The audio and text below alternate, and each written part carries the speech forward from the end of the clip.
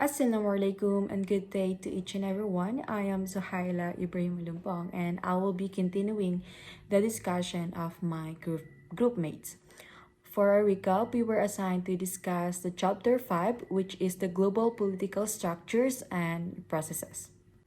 My objectives for this presentation is to discuss global governance, civil society, and international non-governmental organizations. Let's start with global governance.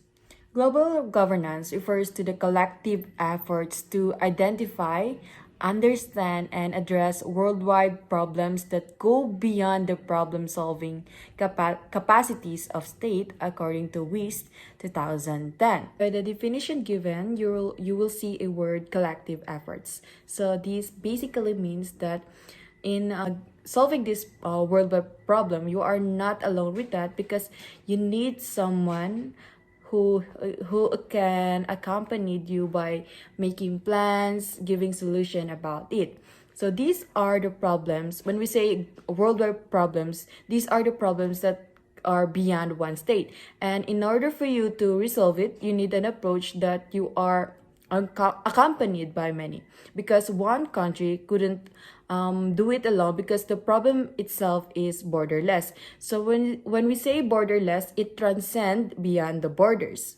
Another definition for global governance is the capacity of within the international system at any given moment to provide government-like services and public goods in the absence of world government.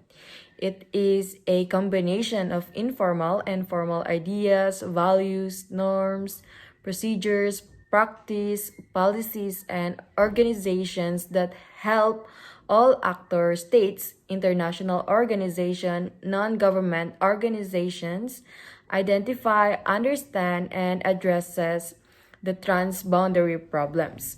Basically, global governance is the capacity of the interstate system or the international system to give us some services that similar to what a government provides, but in an absence of world government, since we don't have that prime minister of the world or president of the world.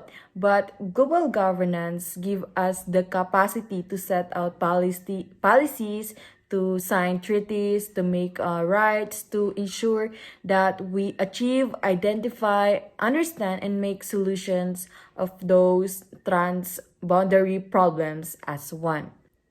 The decline of nation-state, along with at least some of its governance function, has given rise of the three new forms of governance according to Whitman 2003. And these are, first, governance without government. This involves the various matters that are managed within this nation state without the involvement of state government. Next is governance through various public policy networks. This one, it involves the government by various international institutions as well as the international non-governmental organizations or INGOs and private sectors organizations of various sorts. Last but not the least is the governance at the global level can be normatively mediated and moderated. Included here are efforts driven by values, including the Commission on Global Governance, as well as the Global Compact created by former UN Secretary General Kofi Annan. There are also a series of specific factors that demand for global governance.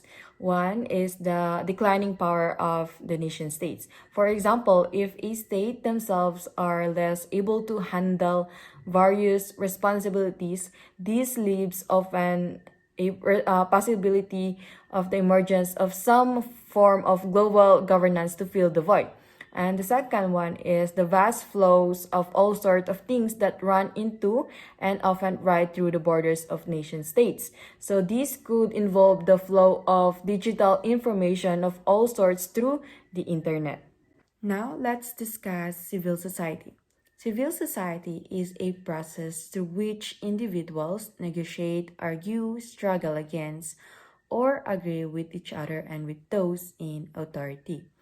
So the expression of civil society is commonly used to describe a sphere of human activity that is outside or apart from the structures of state and governments in which free individuals from voluntary associations and establish pluralistic relations based upon on affinities and common interests rather than coercions.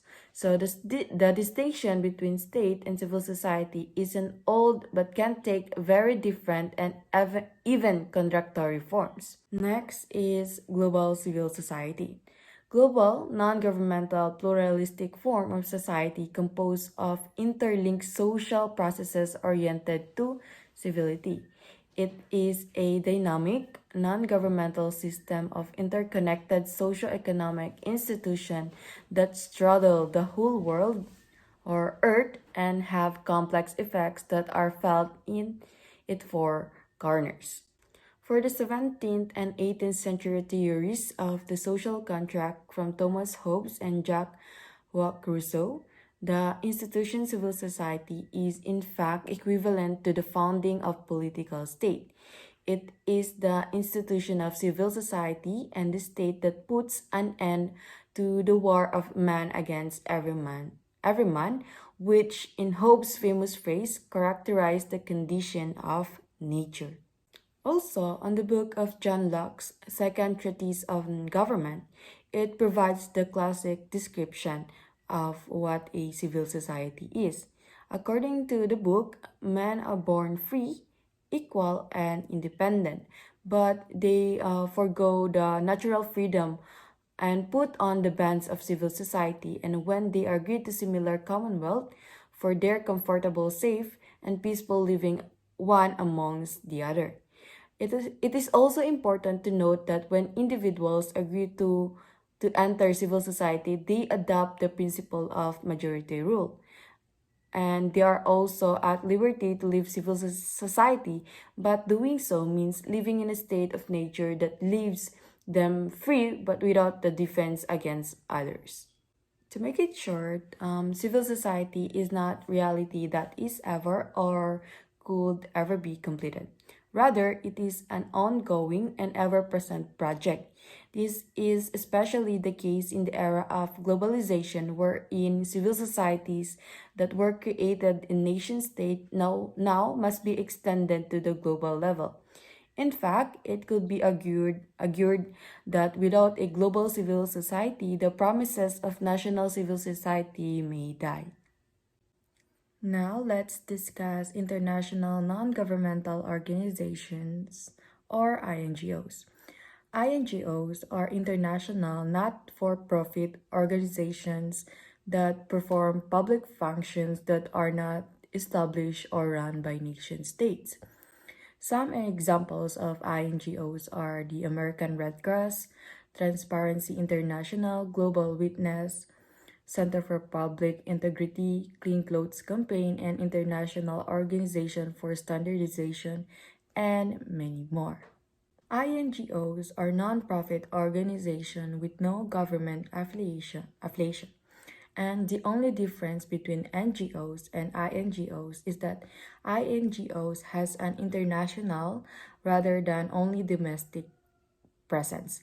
INGOs are usually established with the intention of providing some sort of relief or aid in countries around the world experiencing a sudden or chronic state of crisis. For instance, a lack of food, disasters, human rights issues, or extreme problems of HIV or AIDS or other communicable disease. Also, some INGOs have become formally involved in international governmental organizations or IGOs, especially in UN according to Martin's 2001. So what does IGOs means or stand for? Basically, IGOs is intergovernmental organization that are organizations such as the UN that are international in scope.